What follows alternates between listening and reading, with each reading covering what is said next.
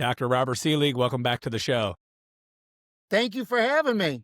Yeah, everyone seemed to love our original episode. I had quite a few requests for having you back on, and we could probably do 100 of these shows about minerals. But for anybody who didn't listen to that first show, anyone who's listening can go check that out. I thought it was a great show. Let everyone know a little bit just about your background, like a quick rundown for anyone who didn't listen to that first show.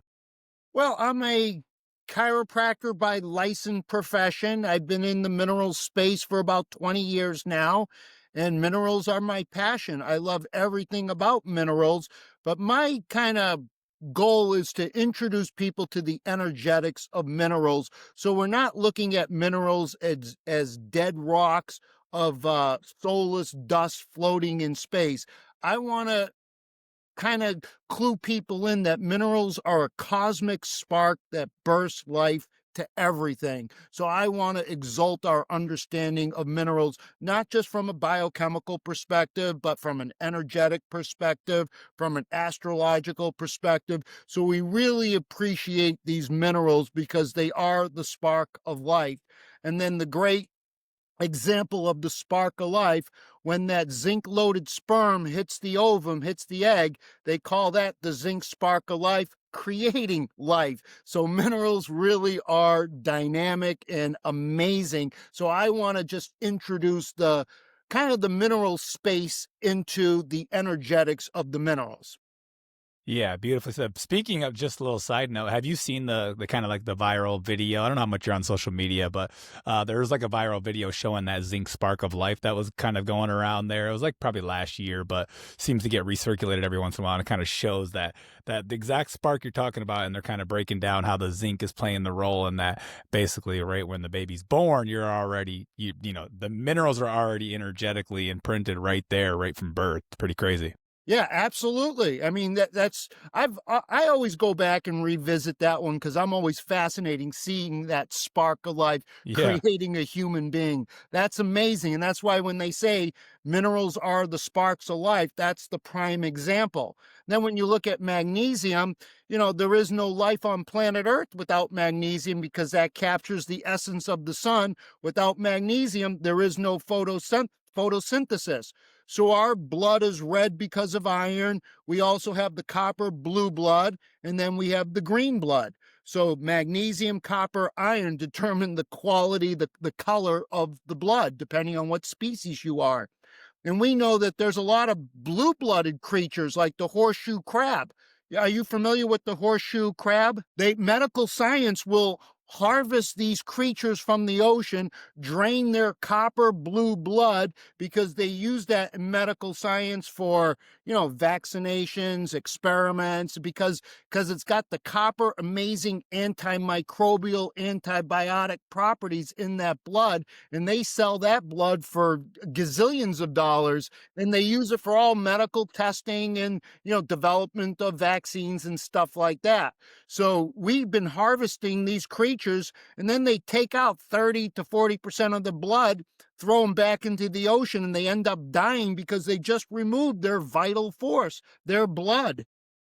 Why don't they just take all the blood? And if the animal's going to die anyways, it's like Medical science is just barbaric on so many levels with the experiments we do to, all the creatures on this planet. So I don't know why they do what they do, but my point is showing, that species has been around for 450 million years because of its copper blood being able to survive, ice ages, species extinctions. Meanwhile, they keep trucking along. yeah, that's it. The crabs and different shrimp, and they're actually all pretty copper rich. Yeah. Those species. They're blue blood, like the oyster is, the oyster is a classic zinc copper, and that creature breathes using copper. So our respiration, is using iron. Their blue blood is hemocyanin. That's how they're breathing. Whether it's the mollusk or the oyster or the horseshoe crab or the octopus, and then there's some land creatures. There's a few spiders that breathe using copper. And that's just showing how copper and iron have such a love affair with oxygen. That's why iron and copper always have to be respected, because of, their gift is using the oxygen, but then their curse is all the oxygen free radical superoxide anions that they can produce. So that's why we have to respect iron and copper. Yeah, it's been all of the rave the last few years. Iron, copper, and a few of us in the mineral balancing space have also brought in the heavy metal piece. With the transparent, like aluminum affecting transparent, and the lead, how it affects the ferroportin. So there's also like obviously the heavy metals that are affecting the flux and the transport of iron as well. So we've been kind of trying to bring that in, but copper and iron obviously do have that beneficial relationship to one another, but also the heavy metals can disrupt that kind of movement as well. Yeah, heavy metals can displace a nutrient mineral. And when you look at, zinc is a prime example of that. When you look on your periodic table, we have the zinc family: zinc, cadmium, mercury. Cadmium's bigger, cadmium's heavier, but cadmium's softer. So it can bully its way into the enzyme binding site where zinc is, and let's say carbonic anhydrase, that enzyme that regulates CO2 in the body. And so in a zinc deficient soil, the cadmium can pinch hit, do the job, do the chemistry of zinc, but eventually that protein won't be able to fold into that three-dimensional shape over time. Then it loses its function while creating horrific free radicals and oxidative damage. And then that cadmium can stay in the kidneys for 30 years while staying metabolically active, because of the similarities between the zinc. They both have a valency of a +2. So they're very similar chemically speaking, but because cadmium is heavier and it's a toxic metal, but because it's softer, it gets into the enzyme binding site and does the chemistry of zinc until the hoax is exposed, until, you start to see the damage of having a heavy metal where a nutrient mineral should be. Yeah, and that's I've harped on that with Clark, and we've kind of just broke all of the heavy metal and the ionic mimicry down. I think a lot of my audience understands that now, but I always, good to circle back to it anyways. But for this episode, I really wanted to dive into calcium, and we can get into calcium benefits and, calcification, and kind of want to demystify, because us in this mineral balancing space, we give lots of calcium. Like everybody's getting calcium, but then there's like, I follow a lot of other alternative health, podcasts and things, and calcium supplements are basically like shunned. They say you never need calcium, you'll never have a calcium deficiency, and I think that's, calcium is probably one of my favorite minerals. It's definitely the most abundant mineral in the body, and I actually think we need quite a bit of it. So I wanted to kind of bring you in, and because I've heard you break down calcification in some of these topics in other shows and other social media posts and stuff, and I'm like, we need to kind of demystify this kind of conversation around linking calcium supplementation directly to calcification that you read in like scientific journals or whatever. I think that one's not necessarily causing the other per se. Now, if you're taking tons of calcium and you're not really working with the whole mineral system, potentially that could be an issue. But I think the way that we work the entire system, it happens a lot differently. So I guess to start off, like, what are the benefits of calcium? Why are we giving calcium supplements? Why does everyone need them? Calcium, like you said, it's the most abundant of the macro minerals in the body. So our body is what?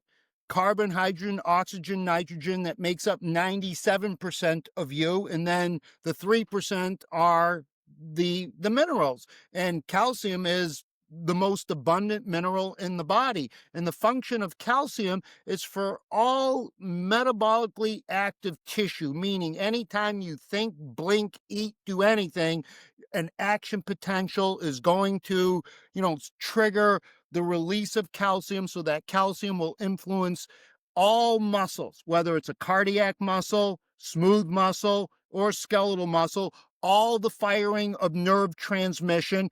you need calcium. So when a nerve is communicating from one nerve to another, you have that electrical impulse, then it releases the calcium. And if it happens to be at a neuromuscular junction where we're going to get a muscle contraction, then the calcium untethers the vesicle storing the acetylcholine. Then the acetylcholine goes into the cleft, and that's going to communicate with the neuromuscular junction, start another whole wave of depolarization. And then when it hits a threshold, that's going to release the calcium for contraction. Just think how important that is in the heart. This is why calcium is so, so important. Now, 99% of that calcium is in the bones, mostly as hydroxyapatite, which is calcium and phosphate. That's what gives bones its strength, its integrity, its resiliency, and that adds amazing, structure and dynamic to the bony architect, is that calcium phosphate. So that's 99% of where the calcium is in the bones. That 1% is in the cells, and then 0.1%, this is the part we're interested in. It's that 0.1%, and out of that 0.1%, some of that calcium is bound to proteins, some of that calcium is bound to an anion like bicarbonate, like chloride, like sulfate, like phosphate, and some of that calcium is ionic-free calcium. That's about 50% of that 0.1% of the calcium. That's what we're interested in, because if that calcium gets disrupted, that's your arrhythmias, that's your heart attacks, that can be nerves firing too quick, nerves not firing at all. That's how important calcium is. So this is why we have to understand that calcium is a major player for all excitable tissue. So we have to replenish that calcium, because we're going to lose calcium in the stool, we're going to lose calcium in the kidneys. So we have to really understand how important that calcium is. So to me, it's an all-star. It's a big, big time all-star. So I love calcium, and we have to overcome our fear of calcium, because, without coming in with that daily calcium, because you can have an oxidized version of that calcium. It could be bound where it's not being utilized. So we want to have that ionic calcium available, so our nerves can fire, our heart can fire, our smooth muscles can fire. So that, to me, is why calcium is so, so important. Yeah, I agree. Every time I've been on any other show, I've not mostly, but bigger shows, I tried to hammer home the calcium piece a little bit, but quite a bit more than me. But I just, when you start to research these enzymes and you start to look at like that acetylcholine piece, memory, thinking, blinking, you start to realize how much more dynamic these minerals are. And when you just like, got milk ads, when you're just talking about strong bones, and you're like, it goes so much deeper than that. And there's even like I bring up the gut issues, where calcium is really good for tight junctions in the gut, right? And regulating pH as well. So I think it's actually overlooked quite a bit for how functional it is in the gut as well. Yeah, that's one of its function, is balancing out the acid-base balance, because it's a cation. So it's going to make sure that we don't become acidic, because life's chemistry, we produce acids: lactic acid, uric acid, phosphoric acid, oxalate acids. We produce acids, nucleic acids. So we got to be able to deal with those acids, and calcium is a great buffer. And so we got to understand that. Just think of the blood sugar issues. When that pancreas and your islets of Langerhans that are making your insulin, which requires zinc to allow that protein to fold into that three-dimensional shape, but to release the insulin that's stored in the vesicle, calcium is the impetus that untethers the vesicle to release the insulin. So it's releasing neurotransmitters, it's releasing hormones. So that's the part people don't think about. And that, to me, is one of the most foundational pieces of understanding calcium metabolism and its job, not just mineralizing or demineralizing the bones. Hopefully it's mineralizing the bones, but sometimes when that calcium metabolism is off, because who regulates, what three hormones regulate calcium? Parathyroid hormone, vitamin D, and calcitonin. So parathyroid hormone, which is absolutely magnesium dependent. So that's a big player, because when you have low serum calcium, low blood calcium on a blood test, that's going to activate, that's somehow, the all-seeing brain's going to send a signal to your parathyroid, and that parathyroid is going to it's going to release parathyroid hormone that's going to go to the kidneys, and in the kidneys, it will tell the kidneys to reabsorb the calcium so you don't piss out the calcium. And then that parathyroid hormone in the kidneys will go to that alpha hydroxylase enzyme that's in making your vitamin D, that is also magnesium dependent, and that alpha hydroxylase enzyme that converts your D into active D, then that active vitamin D will go to the gut. When it goes to the gut, what's it going to do in the gut? It's going to increase the channel proteins. It's going to give you, once that vitamin D goes to the gut, it's active vitamin D, goes to the gut, and it opens up these transport proteins to allow blood calcium to get absorbed into an enterocyte, mostly happening in the duodenum. So you can get the calcium in. Then it's also that vitamin D is also going to make the protein channels to get the calcium into the blood. So that's one of the functions of parathyroid hormone. It's also going to make calmodulin, and that calmodulin will bind to the calcium so you can build up the pool, because remember, it has a charge. So if it has a charge, you want chemical neutrality in a cell. So if all that calcium's flooding in, that will change the pH. So it immediately binds to the calmodulin to keep it chemically neutral so that calcium stores can be built up. So the parathyroid and vitamin D are huge, huge players in calcium metabolism. This is why we got to be careful with vitamin D supplementation. And again, I'm not one to say never take vitamin D. There's a time and place for vitamin D, absolutely, especially when we're in a 4-low pattern and we need that vitamin D coming in, especially if we're in a 4-low pattern and we have low serum calcium. You better believe I'm going to put you on some, good doses of calcium and magnesium and good doses of vitamin D.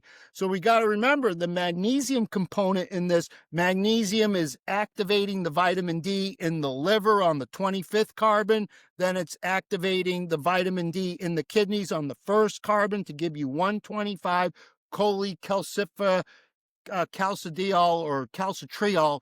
And so that's your active vitamin D. Then that active vitamin D, it exerts its effect on a genomic level. So when that active vitamin D is made in the kidneys, when it goes to the gut, it gets into the enterocyte, but you need the zinc finger to get that vitamin D into the nucleus so then it can be transcribed. You take the DNA into messenger RNA, then that messenger RNA will eventually enter into a ribosome to be translated into a protein, and then that protein can make the protein channels to get calcium into the cell, or that protein can make the calmodulin so you can bind the calcium. So that's some of the amazing stuff of calcium and how it's regulated via those hormones, and understanding that magnesium component, whether it's in the parathyroid or in vitamin D, that magnesium is a big, big player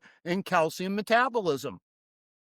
Yeah, beautifully said. I actually wanted to ask your thoughts on vitamin D. You kind of already broke it down, but I found that most people do better on, I do 5,000 IUs with my clients, and I actually see calcium levels come down even when they're taking the vitamin D, especially because we're using obviously all of the minerals to work with the entire system, because like the sodium and potassium levels play a role there, and we're always tweaking those. But I find that the mineral patterns do shift a little bit better, even if someone has a high calcium level with vitamin D. Personally, you may look at that a little bit differently, but so I'm kind of like, I've been in both camps. Like I was like, always took vitamin D, then I went anti-vitamin D and listened to all the arguments on the other side. And then I've come back around with mineral balancing, where I've noticed that vitamin D seems to work and improve mineral levels quite a bit. And I think one thing I thought was interesting is I had mercury fillings. That was kind of part of my healing and my mineral balancing journey and detoxification. And I do this other scan called the Oligo scan, So I don't know exactly how accurate their vitamin statuses are, but they have fluctuated. And after I removed some mercury, my vitamin D finally shot up on that Oligo scan. So I also think some of the heavy metals also interact with how we actually utilize some of that vitamin D. So that's kind of our, I think, the thought process on giving everyone vitamin D. But you might look at that a little bit differently. Let me know. If someone's really in a calcium shell, what am I worried about? Metastatic calcium. So metastatic doesn't mean cancer. Every disease is going to metastasize. Let's say you have a sore throat. That sore throat can metastasize to an ear infection. It can go into the sinus as a sinus infection. It can metastasize to the lungs. So that metastatic calcium can metastasize to where you don't want it to go. That's a big deal. So we got to understand this metastatic calcium when it deposits where you don't want it to go, that becomes all your deposition diseases. That could be the gallstones, the kidney stones, that could be the plaquing in the arteries and the veins, that could be the cataracts, that can be plaquing in the brain, that could be a lot of that calcium deposition into the joints that we call arthritis. All these are arthritic conditions. When you see the bunions and the bone deformities, that's calcium laying down, but it's laying down not the way it should be. So who's regulating the bones? It's the osteoblast and the osteoclast that are modulating the calcium in the bones. And so that is part of that vitamin D. What's interesting is when you think of that vitamin D, how parathyroid hormone affects the vitamin D, but parathyroid hormone, when it affects the kidneys with calcium directly, you're gonna reabsorb the calcium. What are you pissing out when that parathyroid hits the kidneys? You're reabsorbing the calcium, but you're pissing out the phosphate, because the calcium phosphate that's hydroxyapatite. That's crystals. If that crystal is in the blood, that's going to crystallize the blood. So that's why the kidneys will excrete out the phosphate while retaining the calcium. So if we have this buildup of metastatic calcium, it can affect absolutely every physiological function in the body that we call deposition disease. And that deposition disease is going to get us all in the end. From a esoteric point of view, they call that Saturn alien diseases. That's diseases of Saturn. Saturn is, governs calcium. It's the metal of calcium is lead. The metal of Saturn is lead and calcium. And so one is a toxic metal, one is a nutrient metal. So that when that calcium goes rogue, that's Saturn, that's father time, that's aging, that's death and darkness. Saturn is furthest from the sun, so it's cold, it's distant, it's dark, it's father time, it's aging, it's death. So our whole goal in mineral balancing is to keep calcium in check and help to regulate and modulate calcium with understanding the mineral grid, so that calcium doesn't precipitate out of solution and become all your deposition diseases that get us all in the end. That's why when I see a high shell, I'm not going to be giving vitamin D per se, because I know that calcium is depositing where it shouldn't be depositing, and it's not depositing in a good structural manner in the bones. Hopefully that made sense. Yeah.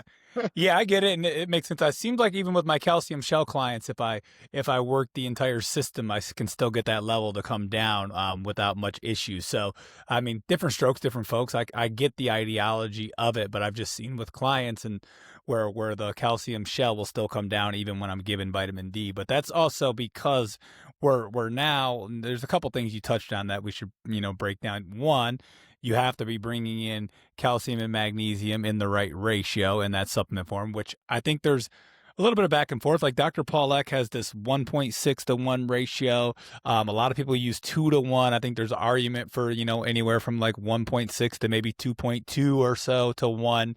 Anything, so there's definitely more science kind of shows like a 2-to-1, but Dr. Paul Eck has used that 1.6. So over at Valence, we kind of stuck with that. But maybe people do need a little bit more magnesium in today's world with the magnesium burn rate and stuff like that. So what kind of ratio do you like with the calcium, and why is that ratio important as well? It is very important because we know that magnesium is very antagonized by a lot of these toxic metals.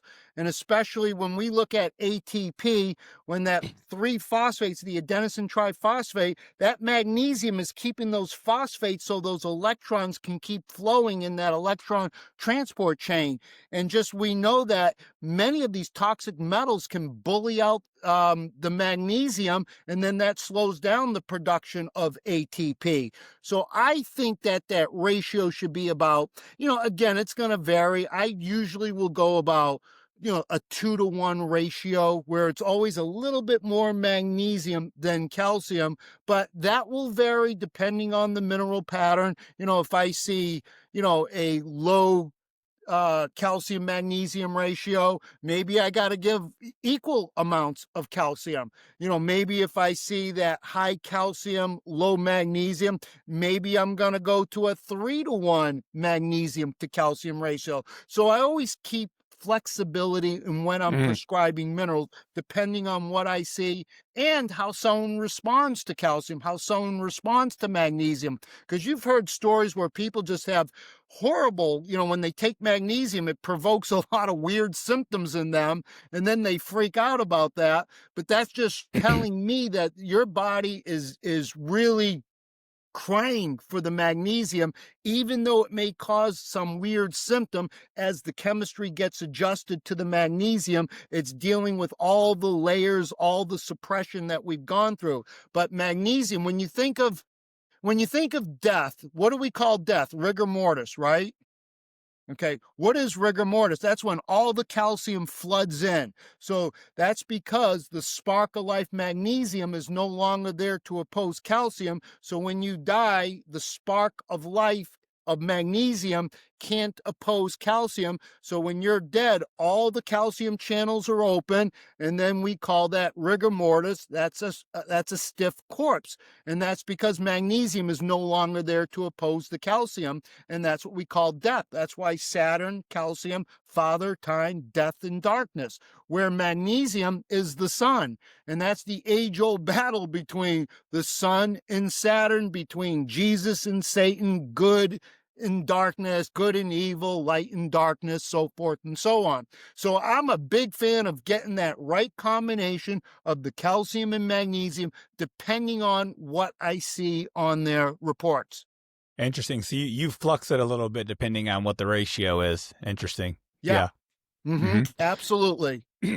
That would make a little bit sense. There are some patterns where if I see a really, really skewed calcium to magnesium ratio, I'll add in a little extra magnesium. So I'm not totally just stuck on one ideology for sure. I think there are time and place where some people could use a little extra magnesium on top of the CalMag supplement that I'm already giving to them as well. So there's definitely case by case basis as you're looking through the stuff, or if sometimes I'll just start with the CalMag, and sometimes they respond really quickly to that, and then I'm like, okay, they can just do that. But if they kind of hit a plateau or they get stuck with that kind of extreme elevation in the CalMag ratio, then that's where I might pull out, a little extra magnesium from biooptimizers or something like that to try to see if we can't get that to kind of balance a little bit more, because I do think there are, there's so many things in today's world that are different than even Dr. Paul Eck's world, from, EMFs and just, we're looking at screens all day. I mean, there's a lot going on that can potentially maybe we're burning through more magnesium, or maybe it's messing with that calcium flux. I know EMFs are pretty big on messing with those calcium gated ion channels and stuff like that. But do you think EMFs play a role in how calcium is regulated? Sure, because when you look at, the gated sodium channels, the gated potassium channels, the gated calcium channels, it's all an electrical grid. We're an electrical body. So understanding all the electrical frequencies, whether it's coming from the phones or whether it's coming from, the radiation out in the atmosphere, it's affecting the mineral grid on some way or some level. And I always say that magnesium is the quarterback in the mineral matrix. So that's why I put a little bit more emphasis on magnesium, because magnesium is the sun. Everything rotates around the sun. So that's why I say everything rotates around magnesium in us. So that's why I put a little bit more emphasis on magnesium, knowing how the metals, the radiation, the chemicals, the glyphosates all chelate out magnesium. It chelates out other minerals, but magnesium is affected profoundly by the toxins we're bombarded with in this day and age. So that's why I'll put a little bit more of a spotlight on magnesium. And then I'll use magnesium as a tissue salt too. So, I'll use many tissue salts to help add intelligence into the mineral matrix, whether I'm using the calcium family of tissue salts or the magnesium family or whatever, just to add intelligence from an energetic perspective. Yeah, the the tissue salts I've still never gotten into, but what I've been doing actually lately with some clients, because some of the valence products that we put out are, as you know, we use like the most bioavailable form. So obviously they're stronger. Mineral balancing without valence is already strong because you're kind of starting to turn on all these systems all at once. We're helping the liver, the kidneys, all these enzymes, fluctuating the sodium potassium ratio. We're doing so much all at once. So I've been doing kind of work just telling clients in the beginning if they're sensitive, and I can tell that they're going to be sensitive due to their intake or whatever, just to break the capsules open and just sprinkle a little bit in water. And it's almost like, it's not homeopathic technically, but it's kind of like just getting the body used to the energy of those minerals coming in. And if they just kind of do that a few times throughout the day, where they're not even taking one capsule of everything, just kind of these micro doses, over time they start to build up the tolerance, and next thing you know, they're on a couple caps a day. They start to build up to those full doses over time. So I've been kind of using not tissue salts, but in a way kind of like a micro dose, not quite homeopathic, but definitely a micro dose of the minerals in the beginning. Yeah, that's brilliant, because you just can't come in with heroic doses of a mineral to the sensitive ones, because that's going to, then they'll get sick and then they'll never want to take a mineral again. So you Yeah. start microdosing the crude dose of the mineral. So I have a stroke patient who can't take anything. He can't swallow, and so he's a mess on many, many levels. But what I have him doing, I have him taking the liquid zinc, and he's just putting one drop in his water. Now, that's, you need a full teaspoon to get one dose of zinc. So we're microdosing the zinc while I'm giving him the tissue salt, zinc chloride, as a tissue salt. And then I'm giving him mostly tissue salts because he can't swallow pills and he can't handle the taste. So he's very sensitive. And just giving him micro doses of the minerals, a little bit of calcium, a little magnesium, a little zinc, and microdose while coming in with the tissue salts, he's been able to get like full nights of sleep and really stabilize. He's miles away from perfect, but his symptoms have improved dramatically, just being able to not piss every 2 minutes when he's in bed, just being able to get a full 8 hours of sleep. That to me is a home run on that alone. Granted, we got a lot more work to do, but microdosing the minerals, coming in with the tissue salts, has been my way of improving him. Again, the improvement is small, but these are the little baby steps we take. So I love your strategy with microdosing of the crude mineral, to the sensitive patients. I think that's beautiful. Yeah, I've been starting people on one dose a day. Dr. Paul Eck, and the old mind frame was like 3 doses a day, sometimes two. So I've been kind of just telling everybody to start with one. And then if they're even sensitive just to the 1 dose a day, then I'm like, okay, now we're going to go into this microdosing phase. Because people, just like you said, they start to get bloated, feel terrible. You're just doing so much all at once with mineral balancing. And it's like, okay, let's see what we can do. And usually the clients who do the microdoses, they don't get as bad as those like early detox symptoms. And they kind of just get into a rhythm. Like you said, they start to notice some benefits, but without really disrupting the system. And I agree with you. We still have a ways to go. You shouldn't shouldn't be that sensitive to the minerals. We're going to have to build up over time, but taking it low and slow and not rocking the boat too fast has kind of been I just realized how toxic people are in today's world compared to what probably it used to be. And not everybody's as crazy as me. I would just take full doses of the minerals all the time and never care, and just do the enemas and the saunas. Like, I didn't care how bad I felt. But I like, looking back, I'm like, clients don't want to feel like that. Like the way I was feeling for the first couple of years, like clients do not want to feel like that at all. So you got to kind of, meet them where they're at. Yeah, especially children. When you give some zinc or copper to children, it causes the nausea, the stomach cramping, the horrible metallic taste. They hate taking zinc. They hate taking copper. So I had this family of 3 kids where their zinc was at 5, one kid was at 5, one zinc was at 6, one was at 7, 5, 6, 7 for the 3 kids. I couldn't give them zinc in crude dose, but I did give them zinc as a tissue salt. And then when I retested them, it was actually on not the second retest, but the third test about a year later, their zinc went from a 5 to an 8, one went from a 7 to a 10, one went from, a 7 to 11. Without giving them zinc, only the tissue salt, zinc chloride as a tissue salt, because they couldn't take it. So just moving the needle on zinc when it's that critically low, and we know how important zinc is for everything. Now, here's a test question for you. According to the international biochemistry that establishes the enzymes, there's 6 classes of enzymes. What's the only mineral that's in all 6 classes of enzymes according to the International Biochemistry Union? I would have to guess zinc. Zinc. It's the only mineral. When you research zinc, it's unlimited. So it's going to be in redox chemistry, hydrolases, and all the 6 classes, the isomerases. So zinc is an all-star for all 6 classes of enzymes. And when you know how important that zinc is, and the kids can't take it, that's where I love those tissue salts for increasing, the intelligence of zinc metabolism. Have you ever looked into, you sound like you use some liquid, but there's some liquid nanos that I like, and they don't have much of a taste, which has been cool. I give some of them to my son. He can't taste them at all. Like, I give him the iodine, the selenium. It's called upgraded formulas. I had Barton on my show before.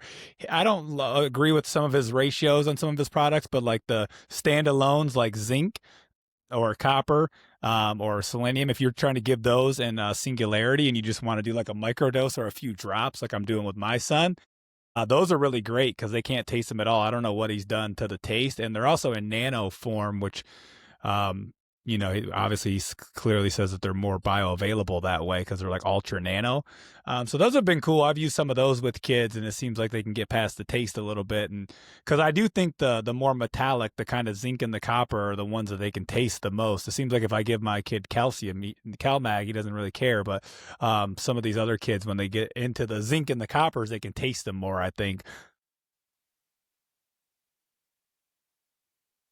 Yeah, I use a lot of liquid minerals, especially with children, especially with the elders, because they're compromised. They have a hard time swallowing. The seniors can't swallow the pills. The children hate swallowing. They hate the taste. So yes, I use a lot of the liquid minerals with certain populations.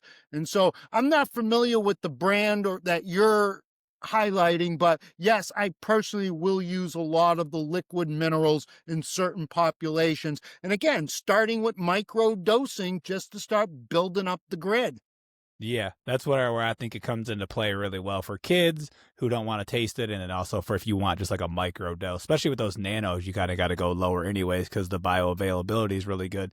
One thing I wanted to touch on was the sodium to potassium levels on the hair test and how those affect calcium, because I think when we're just talking about calcium and calcium supplementation, someone may be like, oh, sounds like I just need more calcium, but they're not actually working with the entire HTMA and working with the entire system. So how important are getting those sodium and potassium levels in the right range and in the right ratio to calcium utilization as well?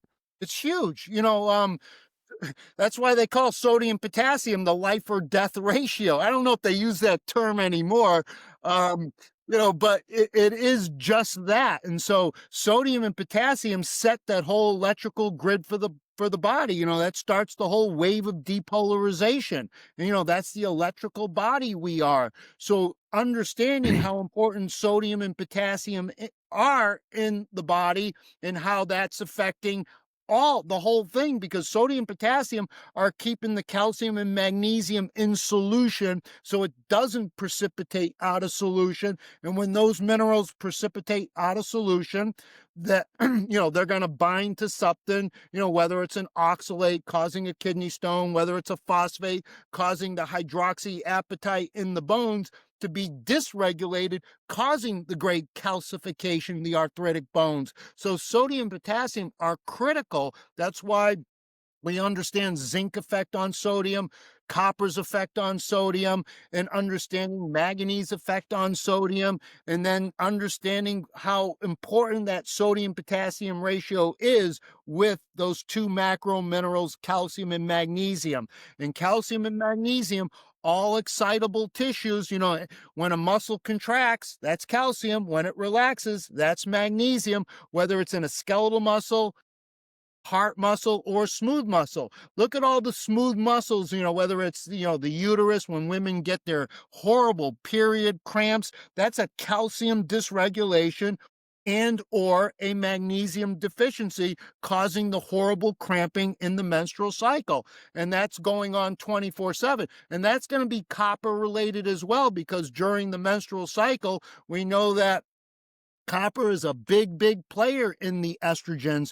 And so when we are in a copper overload, calcium is going to go high to kind of protect you from the ravages of copper, because copper is, it's the most emotional mineral. It's the most electrical nutrient mineral. So when we think of who moves electrons better than anything, it's copper. That's why electricians use copper wiring. We know silver is the best conductor of electrons, bar none, but silver's not a nutrient mineral. The next best one is copper. So we know how powerful copper is in moving the electrons. In copper, in a copper overload, that's going to raise the calcium. So calcium can kind of buffer the effects of that high energy of copper. So there are huge relationships, which makes mineral balancing, to me, one of the greatest sciences we have to help regulate the mineral grid so we can slow down, calcium metabolism going rogue, so we don't get all the Saturn diseases, the deposition diseases that will get us all in the end. So yes, ratios are absolutely important. Yeah, the ratios between everything matter a lot, and it's all these other minerals that have to come into play with it. And even when the calcium goes low and the magnesium goes low, and then you have that high sodium potassium, and you're looking at a more fast oxidizer state. That's when we bring even in a little bit higher levels of calcium. We're trying to get that calcium to go back up with that copper, and so people don't realize how like intertwined all the minerals are. They just kind of look at it at a very base level. They don't understand, like, I'll get some reports of people in fast oxidation coming from a different practitioner or program, and they don't have any calcium on their fast oxidizer program. Sometimes they won't have any copper. I'm like, I don't understand what exactly they're trying to achieve here. I'm not trying to knock anyone, but I'm like, I don't think that certain practitioners sometimes understand all of the reasons why certain nutrients are given to different oxidation rates, and to try to balance out the ratios and to kind of raise things. But that copper is really critical for calcium as well. Absolutely. And I always say, why do we think copper is the most dysregulated metal in all of human physiology? Because to me, you see so many copper dysregulation problems, and that dysregulation could be a copper deficiency. It could be unavailable copper, where the copper is there, but it just can't be utilized. And so we see that copper is the most dysregulated metal in all of human physiology. And, my three main reasons why is because A, we're in the Bronze Age, which is 90% copper. We've been in the Iron Age for the last 2,000 plus years. We've just transitioned into the Bronze Age, so copper will be the leading lady in this epoch. So that's on an energetic level. Then we're running our pipes through copper piping. So we're getting that free ionic copper from the copper piping where it's bypassing digestion. It's getting immediately absorbed into the blood. And then to me, the third most pressing area why we got a copper dysregulation is because of all the fake estrogens. So when you look at all the fake estrogens, the xenoestrogens, metalloestrogens, the glyphosates, the atrazines, the BPAs, all those mimic estrogen. And as they mimic estrogen, it causes copper retention. So when you add up the normal age-related estrogens, then the phytoestrogens that we get from food, typically the body can handle that. But then you throw in the imposters, the fake xenoestrogens, that tips the scale to an estrogen dominant population that causes copper retention, and that copper retention is going to be the devil if we don't deal with it because of its ability to create hydroxyl radicals of the worst kind. So that's why I believe that copper is the most dysregulated metal because of the Bronze Age, because of the water, the copper piping, and because of all the fake estrogens causing, to me, the number one dysregulated metal of copper. Yeah, I agree. It's funny I wanted to stick on calcium, but I got to sidetrack. A lot of the kind of spiritual, energetic community, they're getting into like literally using copper for all of their drinking. They're drinking water, they got these giant copper tins and because of the energetic properties. And I'm like, you probably don't want to do that. Maybe back in the day that was okay, but with the amount of dysregulated copper that we see come out of clients, I'm sure you see it a lot. And I know you've talked about your journey with a lot of biounavailable copper coming out in your own journey. You told us on the last show. I'm like, I don't think bringing in, drinking all of your water out of these copper mugs and jugs, these old artisanal looking, they look really cool and fancy, and I'm sure the energetics are there. But to be drinking all of your water out of that, I think is harmful. I agree. I mean, there's a time and place for everything. So in most of our population, because of the copper overload, I'm going to respect copper. So I'm not going to really go crazy with, drinking copper or wearing copper bracelets, although I'll wear silver bracelets because I love silver. But, sometimes you can wear a copper bracelet for arthritic pains. We've heard of that through the ages. And there is truth in that because that copper is helping with the collagen synthesis and the cross-linking of the collagen. So the bones aren't going all over the place. So you have integrity, and strength in your connective tissues. So there is a place for that because copper, in its ability, in its love affair with oxygen, we have to respect it because copper's end game is going to be, when we look at copper, its end game is apoptosis. So apoptosis is programmed cell death.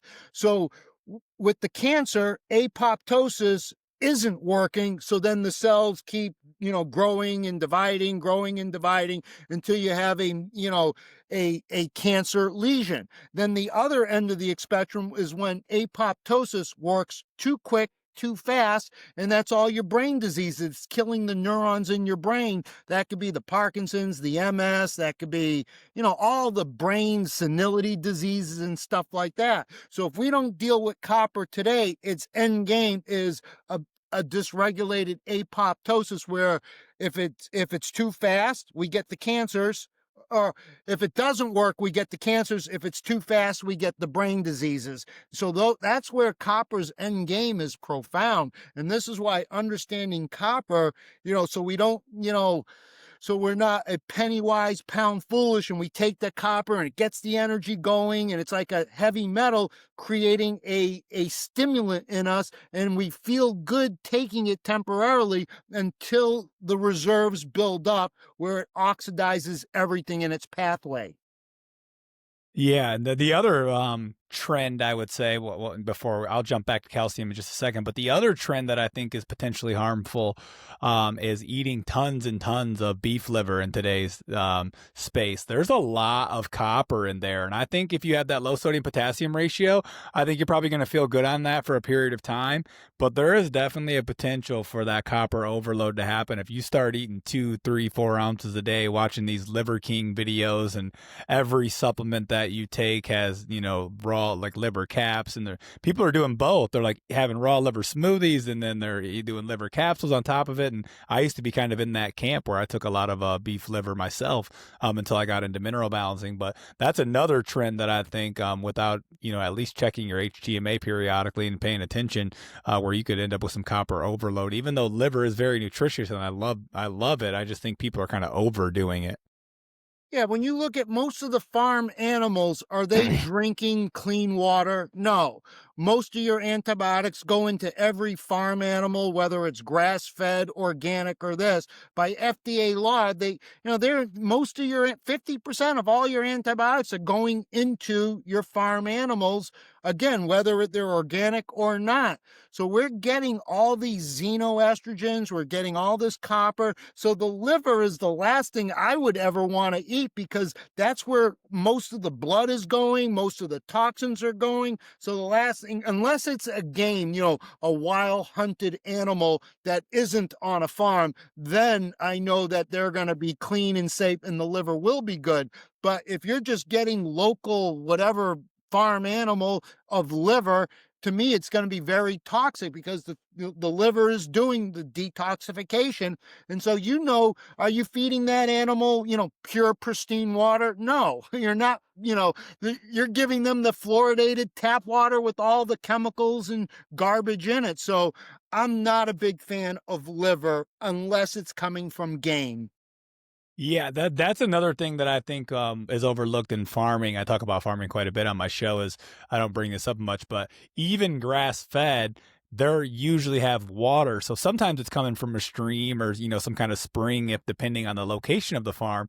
But a lot of these farmers are just giving them water, and are they spending thousands and thousands of dollars on high quality filtration? You know how many gallons like cows you need for water? Like, you need a pretty heavy duty filtration to give them really clean, pristine, like clean water. And so you're gonna get all of whatever, depending on your locality, municipality, what's in there. But pretty much all of them are terrible. They're using aluminum in there, there's fluoride in there, there's just whatever different drugs that people pee out are in there. Tap water is crazy, so that your cow is going to be like this. So that's why you have to be. It took us a while to find some quality bone powder over at Valence that didn't have alarming amounts of lead in them. And these are even like grass fed bone powders, so they still have quite a bit of lead coming from that bone powder. So you have to be, pretty particular about some of your sourcing as well. And the guy up the street who doesn't use antibiotics and does grass fed, that doesn't necessarily mean he's filtering the tap water. Right. That's a big thing that goes under the radar. And still, the FDA is still regulating, the organic farms, the non-organic farms, and they're all, just if you're going to take your dog out to the park, your dog still has to have the tags, meaning it's been to the vet and it's had this shot and that shot and this shot, or you can't walk your dog in the city. The same thing with all the farm animals. So, this is, these what they're injecting these animals with, even if they're organic, they're still being infiltrated with some of this garbage. Of course, it's a lot better than, the organic is 1,000 times better than the non-organic, but still, there's still an exposure of the chemicals and the metals and the bad drinking water that they're being exposed to. So yes, that has to be calculated into what we're taking. So coming back to just the liver, that's why I'm not a big fan of eating liver from an animal unless I've hunted the animal myself. Good for you. Okay, I want to circle back to the calcium and talk about some of the calcium issues here, or just kind of some more blanket questions that I'm sure people are wondering. Like, do you have a recommended like RDA on calcium? I'm sure it's obviously fluctuates with sensitive clients. They can't take as much of any mineral, but for the average human who's relatively healthy, I find it interesting the argument around not supplementing calcium when the RDA is which we usually say is pretty low. We take well over the RDA of zinc, well over the RDA of magnesium, of iodine, pretty much every mineral across the board. But then when it comes to calcium, some people aren't even eating dairy and they're like, oh, I don't need a calcium supplement when the RDA is actually 1,200 milligrams per day, which is actually kind of hard to achieve unless you're pounding like a bunch of raw dairy, unless you're taking a supplement. And if we're going by the same kind of level playing field that the RDA is low, I would think that maybe even the RDA for calcium is low. What's your thoughts around like milligram dosage per day on calcium? I don't remember the milligrams off the top of my head, but I'm pretty aggressive with calcium and magnesium all day long. So what's the RDA? It's like 1,000 milligrams. I know it's going to be for growing kids. It's going to be a little bit Yeah. more pregnant. It's going to be, a little bit I more, think it's but around 1,200 for calcium. I can't remember okay. magnesium, So but I'm usually, anywhere from, I'm probably about tripling that dose. You know, you're going up that high. So it could be, again, triple would be like on the high end, but it's going to be anywhere from, 1,000 milligram supplementation to 2,000 to 3,000 Yeah. milligrams of supplementation. So when the body wants that calcium and you're not giving it to it from a nutritional perspective, whether diet or supplement, it's going to go to the bone and it's going to start osteoclastic. It's going to start breaking down the bone to get the calcium into the blood. So we don't want to mess with the bones. The bones are one of the most important things. The bones, that's where your marrow is. That's your immune system. That's it's got everything. You're from the white blood cells, the red blood cells. So the bones are a big, big deal. The last thing you want to do is go to the bones to start, breaking down bone to get that calcium out. So I think supplementation is important, and I'll go pretty aggressive with calcium depending on, do I see low blood calcium? Do I see, a 4 low? Do I see, high sodium potassium, low calcium magnesium? So I can go pretty aggressive with my calcium depending on what I see. Did I answer that question? Yeah, I'm in the same boat. I just think that with a lot of clients, you are shuttling out some of those. They have so much lead and cadmium and stuff in them that sometimes it just pushes out. At least I found that with our valence subs, it can push out metals a little too fast. So you do have to kind of still start it low. But I think the goal is to pretty much increase. I take a pretty hefty amount of our CalMag Fusion per day. I would say far over the RDA, and I even like to drink my local raw A2 milk as well and have How yogurts. much do you But go over the RDA? I find that with the bioavailability of CalMag Fusion, I can be at like 1,500, maybe 2,000, but then I also got a little bit of raw milk coming in. I also weigh 225 pounds. I don't know. I mean, I think that matters. Some people don't, but I'm definitely twice the size of my wife. So I would think that I would need more calcium coming in to kind of complete all of my bone structures and all of my enzymes. So I kind of do feel like I'm on the higher end of what people do, but also I probably couldn't have took that dose when I first started. It would have probably shattered me. So I think I was at like 600 milligrams or so in the beginning. And some like sardines and raw dairy. So obviously some more coming in through diet. And the more I detox and the more I push things out, then I could increase it. I just have to keep it a little bit lower for some clients, especially with that CalMag Fusion seems to be our strongest supplement. That's the one that rocks the boat. I don't know if it's that orotate that's in there or what's going on, but if I go too high on that, every client will quit the program. So I do take that into accountability as well.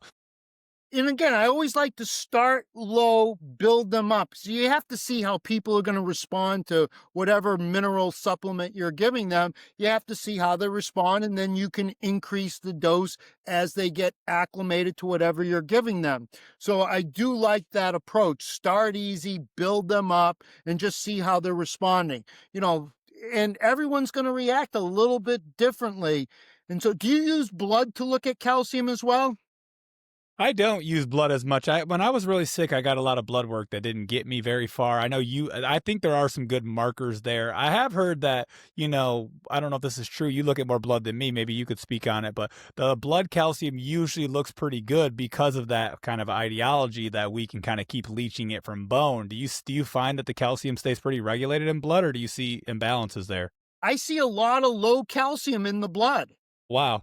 Yeah, so that's why, so I'm looking at the functional ranges on the blood test, and I'm seeing a lot of people, when their, blood chemistry comes back, I'm seeing low calcium, and then I may see low calcium and high vitamin D on a blood test, Yeah. so that's telling me that, the vitamin D isn't being activated properly because of a magnesium deficiency, because of a zinc deficiency. And so I like to always look at the blood levels of where things are at, so I get a perspective, so I can, correlate that to the hair test, and then I have more information coming to me. And then you look at, if someone has that high insulin and they got the low calcium, remember, you need that calcium to untether the vesicle that stores the insulin. So that's why you want to be able to look at, multiple perspectives, whether it's blood, hair, urine, stool. So we get a good variety of different markers that help to paint a biochemical picture of where someone is at. Yeah, I agree. And, it's so some people make the argument that, I do love raw dairy. I think it's high bioavailability as far as the calcium goes, right in that ionic form. I think it's utilized really, really well. But when you start to try to get into some of the dosages that we're talking about here, it's a lot of calories. So hopefully you got a good workout program going on, because I'm looking at like milligrams of calcium and how much like calories I'm going to put in from milk to try to achieve that. It's quite remarkable. So it's pretty high on the calorie route, but also a lot of clients can't even tolerate not even raw dairy. They like go out of their way sometimes. I'm sure you see this if they're in burnout and they got a lot of symptoms going on. They have trouble digesting the dairy, so you can't rely on that anyways. So I think that that's where the calcium supplementation is really critical. Yeah, I mean, most people, their stomachs aren't making the stomach acid, the pancreatic juices aren't pumping out the pancreatic juices, the liver and the bile is all stagnant, so our digestion is compromised on many, many ways. So that means that when we're taking some raw stuff, we don't have the enzymes to really break the stuff down. Then we get symptom A, B, and C. Meanwhile, we got stagnant livers. And when the liver is stagnant and starting to calcify, then that can affect the pancreas, because the pancreas and the liver are connected at the common bile duct. So a lot of the gallstones can get into the pancreas, causing a pancreatitis. So these are the things that we start to look at. How do we improve calcium metabolism? Fix digestion, fixing digestion on many levels, from detoxification, because you got to get the glyphosate out, you got to get the metals out, you got to start getting that zinc on board so you can actually make stomach acid. You need that zinc to make your pancreatic juices. So without the zinc, a lot of the digestive functions are compromised. And then if we don't have that stomach acid is important for breaking up, so if you have taking in calcium and it's chelated to a protein, you got to be able to free that calcium from the protein with the stomach acid. So when it goes into the small intestine, then, the proteases can start breaking it down even more. But having good digestive function is one of the most important aspects of mineral balancing. Yeah, it's quite remarkable how much of, going back, dairy is just one of the kind of common food allergies that I see clients get rid of if they stay on the program long enough. But you'll see, I know one of my good friends, she got rid of her shrimp allergy. She's a fellow practitioner I've seen gluten intolerances go away. Now gluten's just terrible in America. Like I buy local sourdough, but if you're not doing that and you don't really know who's making your bread, it's probably awful. So that's a whole different story. But I do see like people being able to enjoy dessert out at restaurants here and there, or even pasteurized dairy if they stay on the program long enough. And it's just kind of wild how once we start to get into that burnout and we become so mineral depleted and imbalanced, that we can't even begin to digest foods. I could only eat like 4 or 5 foods when I was super sick because everything I was reacting to veggies and dairy, and I couldn't eat eggs. It was crazy. I was like, what, I got like 4 foods here that I can eat every day. Yeah, you see, as people get healthier, then they're able to reintroduce foods that they couldn't have, that were, verboten, they can't have it, so they avoided it. But as they get healthy, as the liver improves, the pancreas improves, the stomach improves, the minerals are coming on board to influence the enzymes and making all the goodies for digestion, then they can handle, a lot of the stuff. So that's why mineral balancing to me is one of the greatest. And even when people walk into a mall and they get all the aldehydes and everything from, Chanel number 5 or whatever, all these chemicals getting into, they get headaches because they don't have the enzymes to break down these aldehydes. And that means, they're getting symptoms on a dime. But as they get healthier, now they can walk into a department store and they can go down the Clorox aisle, and they don't get a headache from the fumes, off gassing in some big box store. Or you can walk into, a perfume factory and you don't get affected. And then you could see how you could start eating almost anything once you start getting healthy. But again, common sense. So we're not, as we get healthy, we're not going to poison ourselves with the garbage that got us there in the first place, but we're going to see that we're going to be able to enjoy, having the spice of life to enjoy food, so we don't become, food Nazis, and then we're microdosing everything. We can't have this, we can't have that. That's sensitivities. We want to build up the body so we're not sensitive to everything under the sun. We're not sensitive to the environment. We're not sensitive to going to a store. So this is where building up the mineral grid so we can break down all the garbage so the body can get rid of it. So that's how important the mineral balancing really is. Yeah, it's funny. I kind of I laugh. Sometimes I see some of these bigger health accounts, and who I know haven't like spent tons of times on detoxification, and they're just like they turn everyone so neurotic, when I'm like, the actual goal here, if you're really, really healthy, is you can mess up sometimes, or you can withstand, the smell of gasoline, or the smell of, you should be able to walk through, whatever the mall and be okay. It's not that crazy. It's like, it's just, you should be able to tolerate that. And, you should be able to enjoy some unhealthy foods if you're with family or loved ones and you're out at a dinner and it's not perfect. It shouldn't be this big neurotic thing that's going to wipe you out for 2 days if you have the piece of bread or you have the dessert. And that's what real health looks like. Or even, I think a lot of people, like, alcohol is trending down, which is good. We definitely always overdrink, but I do think it can be used socially, acceptably, 1 or 2 cocktails. But I think a lot of people with the downtrend of alcohol just can't even break down alcohol anymore because their livers are so toxic. You need zinc, to break down alcohol pretty effectively. And as we know, everyone's pretty much zinc deficient. And so I think there's some issues with even just like, because that's just like one more toxin. We're already getting bombarded with everything. The bucket's already full, and then you add in like a drink or two, and some people can just really get crazy hangovers and stuff. When I feel like you should be able to enjoy like one bad meal and like one cocktail or two, like if you're not going out and binge drinking, and be okay. As long as you're not doing that like every day or every other day. But as I've gotten healthier, that's kind of my case. I can go have like one cocktail or one glass of wine or two with dinner, and I'll be okay the next day. But before, when I was super toxic, if I would have done that, I would feel like crap for like 4 days.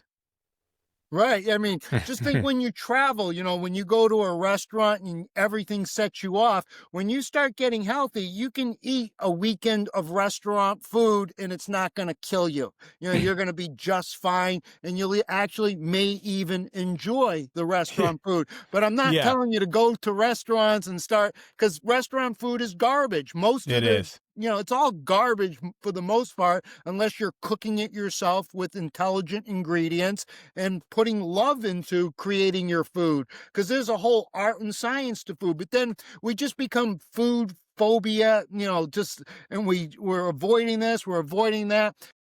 spice of life. Food is amazing. So we want to have the spice of life. If we're traveling, I want those authentic dishes where I'm traveling to. I don't want to have the fears and phobias that I can't eat this, I can't eat that. I'm gluten. Right. Whenever you hear gluten, just think glyphosate. It's the glyphosate that is just, one of the most horrific chemicals that is a chelator of the minerals. And it will chelate out your calcium, your magnesium, your zinc.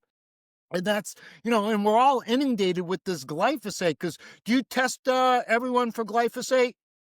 I don't. I just stick to the HTMA test, but I just go into the assumption that anybody has glyphosate, and everybody, even probably myself at this point. I take a lot of zeolite and binders for that reason, though. That's why I like the Zeocharge that I had sent you some of over, but everyone's got their favorite binder or whatever. Because I think we still get those daily exposures. I buy everything local, seasonal, from the farm, but who knows? The farm next to them could be spraying glyphosate, and that could come over to their farm. You don't know every growing condition of everything that you put into your mouth. So I think it's in the water. So I filter my water. I do my best to buy local and seasonal and organic. But I'm not naive to think that I have zero, and that's why I keep the binder coming in on the daily. I'd like to do the glyphosate test because, especially with children, because I got to educate the parents that look at this glyphosate off the charts for your kids. So then they'll have the common sense say, well, where's that glyphosate coming from? And they'll start avoiding the restaurants. They'll start, incorporating better quality foods. But again, we're all exposed no matter what we're doing, but we want to decrease that level of exposure. Then we can retest the glyphosate, and we can see as we mineralize the body, we come in with some binders, and we start removing the chemical glyphosate, and you see that come crashing down. And you show that to them, a year later, glyphosate off the top roof, top 90% in the country. And then a year later, it barely shows up. So this is the power of using the test, more of a scare tactic to show, yeah, look, I need the parents to pay attention to what you're feeding your kids. So I'm going Right. to scare you a little bit with running these tests to show, yeah, you got these chemicals in you. We got to get them out. And so this will increase, their compliancy with paying attention to the foods and taking the minerals when you show them, the toxic metals or the chemicals or whatever. Yeah, the testing helps the parents really shift into gear. I think that aluminum's always off the charts. They see a couple other metals and they're like, "Oh shit, okay, I guess I'm on board. I guess I'll do what this guy tells me," because obviously, but you have even more tests to scare them a little bit and make it a little bit healthier. I know we only got like last little few minutes here. One thing I wanted to touch on. I'm not sure how we put vitamin K2 in the CalMag Fusion. I think it's a great supplement. Do you think that people need to be taking vitamin K2, or do you think if we just balance out all the minerals, everything will be fine? Because obviously, like when you started practicing, I don't think K2 was like a supplement everyone took, but now with the research and, it's obviously in dairy and it helps bring that calcium back into the bones and places where it needs to be instead of the soft tissues. Do you like to use K2 at all, or do you think just by balancing out the whole mineral system, you'll just be good on the calcification front? Never used it ever in my whole time in mineral balancing over 20 years. I've never used K. I'm all the fat soluble vitamins, A, D, E, and K. The only fat soluble vitamin I may use is vitamin D. So I will use D, moderately, because all your fat soluble vitamins, what do they need for gene expression? They all need a zinc finger. So that's why for all your fat soluble vitamins, for them to be utilized on a genomic level, you got to have that zinc finger so the fat hormone, whatever it is, can be transcribed and translated into that usable protein so then it can do its job. So to answer your question, I've never used vitamin K, probably never will. Just build up the enzymes in the body, all the microbes in the digestive, good bacteria. You're going to get your K working. So I never used it, probably never will. Yeah, interesting. I had a feeling some of the old school guys. It's more of a newer supplement. I actually like how I feel with, but I just already it's easy for me because we put it right into the CalMag supplement, so I don't have to go out of my way to take it. I'm already just taking the CalMag and the K2s right in there. And there's some good research around testosterone and different things, so I think it's definitely can be utilized. I also think there was decades of like the Dr. Paul X and the Dr. Wilsons who balanced out calcium and got calcium back regulated and released some of the excess calcium that we see on hair tests without the K2. So I do think the actual overall mineral balance of everything on the HTMA matters a little bit more, but I think K2 is kind of like one of them things you can throw in to kind of just help speed up the process maybe. And I have always felt better on it. So maybe you play around with that one day, maybe you won't. But I think with Why yours, not? Because I've seen through 20 years, I've seen 600 calcium shells come back to Earth. I've seen 4 lows come back. So never once using a vitamin K. So I've gotten great results without using it. So if it ain't broke, don't fix it. So I don't want to add another fat soluble vitamin into the mix when I want to focus on the minerals. Minerals are that cosmic force that brings life to carbon organic chemistry. yeah, I do think overall getting the ratios and the minerals is more important than focusing on that K2. But if people want to try it out, I do think I feel better on it. Maybe it's placebo, who knows? But there's some Would be good your white good papers. calcium and magnesium. Yeah, I really have no idea because it's right in the same supplement with the boron and the calcium, magnesium, and all of that. I had something that was on my mind that just slipped. I had a good one oh, what toxins cause calcification as well? So we talked a lot about the mineral imbalances, the dysregularities, and the ratio between everything.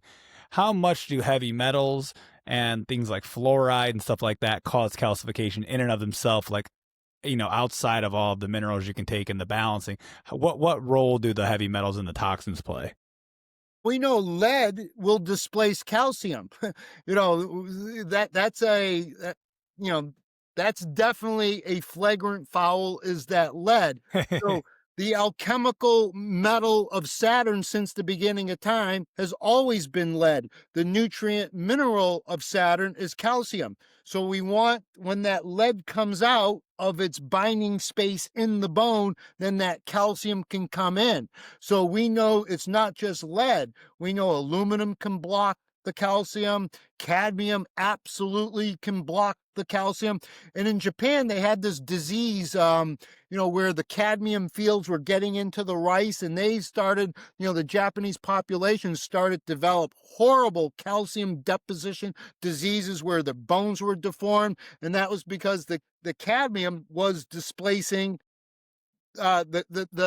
the cadmium was displacing the calcium, and that was causing all the bone diseases, and it was horrible. And they knew it was the cadmium mine getting into the rice field, causing all their diseases of calcium disbalance. So all these toxic metals will chelate out the nutrient minerals, whether it's calcium, magnesium, zinc. And so how it has an affinity for this specific metal determines, you got to look at the valency, you got to look at its structure, because like you said, ionic mimicry is going to be a play. And so these toxins can mimic the nutrient mineral. And then when it gets in and it finds its way into an enzyme binding site, then the all-seeing brain is going to say the wrong mineral is there.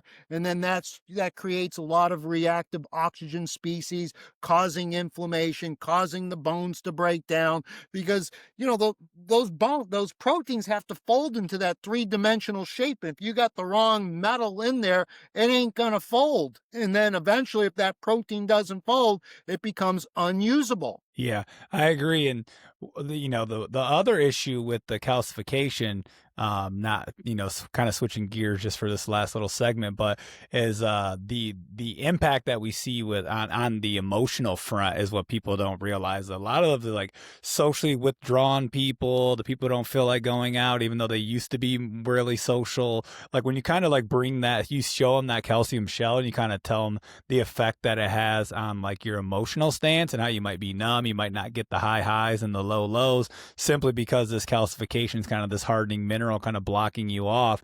Do you see that a lot as far as like emotional issues when people have calcification? Absolutely. It's one of the biggest things. So, you're going to see how the minerals not just affect your physiology, they affect your psychology.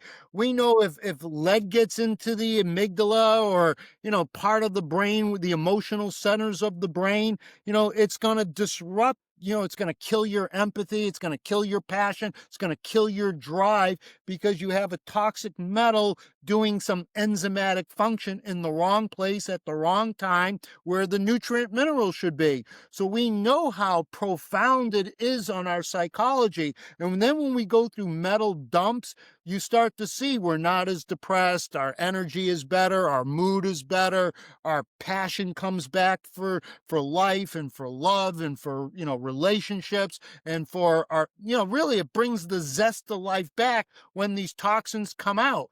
But first, you got to clean out that liver before the brain and the bone is going to start mobilizing these metals out. You got to get the kidneys and the liver working at a more efficient clip. Then the toxic metals will start being released from the brain and the other organs. But you got to start with the kidneys and the liver to really start mobilizing these metals out. So, yes, it has a profound effect on your psychology. And so that's why when you see, whatever, from manic depression to panic attacks to anxiety, we know how copper causes a lot of panic attacks, a lot of anxiety. So the hub of copper is in the locus coeruleus. That's your sympathetic nervous system. So they even have a blue stain in the locus coeruleus. That's in the midbrain. That's in the pons. That's the hub of your sympathetic nervous system.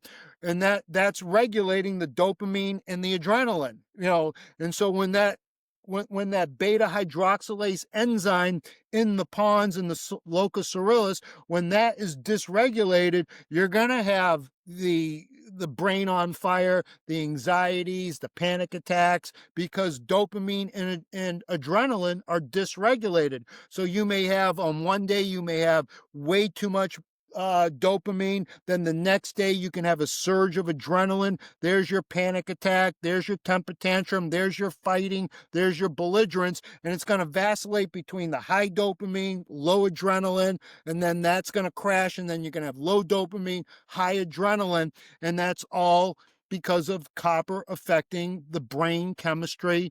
And that's just one example of many. We know how iron can cause, bring out the most hardened criminals, in our culture. When that iron gets to a certain part of the emotional part of the brain, that's going to bring out the rapists, the serial killers, and all the ugly stuff we see, because metals are profound. Wow, what's interesting, that locus coeruleus, that kind of blue spot. Yeah, I don't know if you're familiar with Dr. John Lawrence at all. He's kind of this prolific, functional doctor. Does some very cutting edge like therapies as far as like IVs and frequencies and things down in Sarasota. I've had him on the show. I've met him a bunch of times. Really interesting guy. He likes methylene blue, and he has this kind of argument that the locus coeruleus, is blue, and the methylene blue will affect that region. I can't remember his exact breakdown, but he's told me about it in person. I've heard him on shows. But you're saying that locus coeruleus is blue because of copper. That's exactly why it's blue. It's because of copper. That makes more sense to me. You just think, because I always tell people methylene blue is cool. I like it. I've taken it before. I like it for jet lag. I like it as a nootropic. I almost never take it anymore now that I've got a lot of my energy back. It used to be more effective for me when I was a little bit sicker, but that would, you're much more likely to be blue because of copper than of methylene blue, this like synthetic dye that we're ingesting. If you look up in, any PubMed research, you're going to see in the locus coeruleus is the beta hydroxylase enzyme. That beta hydroxylase enzyme is absolutely copper dependent. So you got to have the copper there to activate that enzyme so you can add a hydroxyl group to the dopamine. So when you add the hydroxyl group to the certain carbon on dopamine, now you have adrenaline. And that enzyme allows that transfer of an oxygen, a hydrogen, and an electron. So that's where that copper is the most abundant, 10 times more copper in the locus coeruleus than any other part of the brain, because it's the hub of your sympathetic, nervous system. Wow, that makes total sense. That makes a lot of sense because I've heard him describe that in multiple talks about that methylene blue and that blue region of the brain, and it's exactly what you're talking about. But it makes a lot of sense that it's copper. Yeah, you'll research that and you'll see it's Yeah, absolutely copper. yeah. I mean, he's like a high level guy, so I just kind of listened to a few of his talks. I'm like, yeah, that makes sense that methylene blue would act on a blue region of the brain, but I guess I never put two and two together. Like, copper's blue, so that would make total sense. Yeah, and copper's doing what? It's moving those electrons. What does methylene blue do? It's moving those electrons. Yeah. So maybe he's giving the methylene blue to affect the movement of electrons. So copper in the electron transport chain, copper is the final donator of electrons to molecular oxygen, and it will actually, when the copper binds to the oxygen, it will split the oxygen into water and CO2. That's amazing. I mean, that's, I think, the only mineral that can do that. And so every molecule of CO2, how is CO2 dealt with in the body? Think of all the CO2 you're producing of every second of every minute of your life. What's the enzyme that regulates CO2? Not sure. Carbonic anhydrase, I knew it was carbonic carbonic acid. something, but I And couldn't that think of it. carbonic acid is absolutely zinc dependent. So this is why we start to see how these enzymes and the mineral cofactors for these enzymes. And when you look at all the panic attacks and the anxieties, you go to that locus coeruleus, that's a copper dysregulation. And that's, again, that's the hub of your sympathetic nervous system. And so when that's dysregulated, you'll see the anxieties, you'll see the panic attacks, you'll see the phobias, the fears, the OCDs, and all these weird type of things affecting dopamine and adrenaline. Yeah, that's super interesting. I know we got to wrap it up, but a lot of times people in like disease states or cancer states or any kind of diagnosis state, they kind of say that you're in a low oxygen state. But then now that you look at kind of how these minerals played a role in kind of splitting some of those and breaking things off into oxygen or into CO2, you start to realize that it's like the enzymes potentially, that the toxin is also affecting that enzyme that would help you kind of be in a more highly oxygenated state just naturally. And, I'm not against the oxygen therapies. I have a ozone machine at the house. I like them and people use hyperbarics, but I do think we need to get down to more like the cellular kind of enzyme level to also help bring us out of those kind of diagnoses and disease states. I absolutely agree. We got to work on the enzyme. And while we're doing all that crude work, we still got to deal with the emotional person. So if they're depressed or their anxiety, that's where I love homeopathy to come in with a energy vibration frequency remedy to help them to deal with that layer of pathology, whether it's showing up in chronic anxiety, chronic panic attacks, chronic depression or chronic OCDs or fears or phobias or whatever. They help to kind of pacify it and placate the symptom while you're doing the crude work. So when you're doing the crude work and you're doing the detox, the mineral balancing, the lifestyle, we give them energy-based remedies to help so they can weather the storm, so they don't quit the program. And that can work for physical aggravations, emotional aggravations, psychological aggravations. We use the energy-based remedies to help as we're doing, the crude work. Wow. Beautifully said. All right. Dr. Selig, I could talk to you 100,000 times about 100,000 topics. So I'm sure we'll revisit a different topic later on, but I know you're a little bit hard to get in touch with. You kind of do some of these podcasts just for fun, but if anybody does want to try to work with you and get into you, do some testing with you, how can they find you? Where can they find your work? So back to natural health. Now, I take on full cases. I don't just, read someone's hair test and give some advice. When someone's working with me, we're going to do the full onslaught of labs. We're going to do stool. We're going to do hair. We're going to do blood. We're going to look at the hormone. We're going to look at everything so I can profile you there. I'm going to profile you astrologically. So if you're born in born in Capricorn, you're going to have more Saturn stuff. If you're born in its polar opposite, in Cancer, you're going to have more calcium stuff.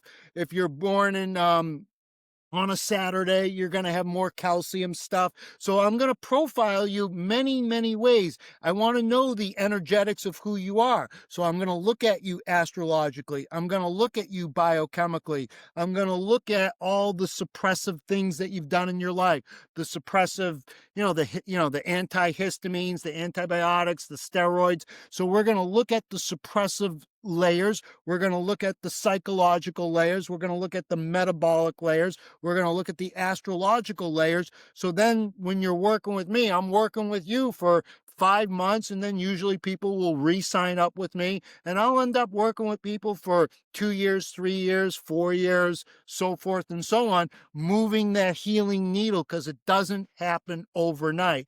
It's a long process of, dumping metals, because, you're not just going to remove cadmium from the bones. You're not going to remove lead from the bones in one, lead will stay. That's Saturn. Saturn takes 30 years to rotate around the sun. That cadmium and lead can stay in the bones for 30 years, can stay in the kidneys for 30 years. So we're going to take it nice and slow on a healing program. I'm glad you said that, because I try to, you can never, people can just go on my website and buy a test, but I try on my show to, at least my free content here that I put out, to express that this is like a multi-year slow process that we're going to work through here. And it's, you're going to have to do the enemas, and you're going to try to find a sauna or PMF mat and some of these other therapies. And it's really going to, it doesn't have to take up all of your time and space, but it's going to be the main focus probably for a couple years. And so then once you get your vitality back, then you'll have a lot more freedom, and you won't have to, be so run down by detox symptoms and all that. You'll just feel a lot better, but then you got the rest of your life to live. So the time's going to go by either way, is what I like to say. Because Susan says that, Susan Cachet, she's like, the time's going to go by either way. So do you want to feel like crap, like where you were when you started? Or do you want to, like, you're going to have some detox symptoms, and there's going to be some road bumps along the way, but, in a couple years, you're going to feel better than you probably even did when you were in your teens or 20s. That's like where I'm starting to get, finally, being like 3 years in. I'm slowly starting to be like, I think that like my joints and like my body starting to feel better than it even did. Because when I was young, I was on tons of antibiotics, mercury fillings, eating like crap. So I mean, I was working out and playing sports, but I don't think I was optimal by any means. And I'm slowly kind of getting into this healing space where I'm like, this is the best that I think I've ever felt. I could say the same thing, in my 30s, I felt like shit. Now, I'm going to be 63 in January. This is the best I've ever felt. I feel like my flexibility is good. I feel like my mind is firing on all cylinders. I haven't been sick in 20 years. I don't get colds and flus and none of that nonsense. I have my bad days, but it's not like I get fevers and infections and stuff like that, because I've been doing the homework. Every day I commit at least an hour to my health from a detox. I commit about 30 minutes to my workout, and that's really all I do. And meanwhile, I don't eat, excessively. I only eat 2 meals a day, a light lunch, big dinner, and in my dinner, I eat whatever I want, because I've earned that right through doing the homework. And so at my age right now, it's the best I ever felt. I think my bones are stronger than most 20-year-olds these days. Yeah, I think that the longevity piece of it is just where you'll just outshine. I tell people you don't have to go be a mineral balancing practitioner, but like if you have, I don't care if you sell real estate, whatever it is you do, you want to be full of energy and energetic. Sometimes you got to be on social media posts or on interviews or meeting with clients and networking. You want to be that guy who's very energetic but if you're just kind of in that calcium shell, or you got that copper toxicity and you're kind of just like have OCD, or you're a little off, you're not going to thrive in those businesses either. So I think it just helps across the board, and the longevity of like you could work for decades longer if you just focus on your health now. Health is the greatest wealth. And so we've heard that saying forever. And so when you think of wealth and currency and current and energy and chi and prana, when you fix the mineral grid, that energy, chi, prana flows unimpeded through the body, so you feel good. So that's why the homework we're doing today, so we age gracefully, so we slow down, calcium, we slow down Saturn, because like I said, it's going to get us all in the end, but we don't want that premature aging. So that's why we're doing it today. So then we don't end up in a nursing home where someone has to feed us and wipe our ass and clothe us. We want to be able to do everything we're doing today, when we're 100, 110, because our DNA is programmed to $120. We're lucky to make it to 80. So when I'm 100, I still want to do everything I'm doing now, but it's because I'm doing the homework today that I'm not worried about getting cancer or heart disease or this or that. So I want to die peacefully in my sleep. I want to go out on my terms. I totally agree. All right, Robert. Well, I know we went a little over time, so I'll wrap it up there. Stick around while I close out the show, and we'll definitely do this again sometime. Cool. Thanks.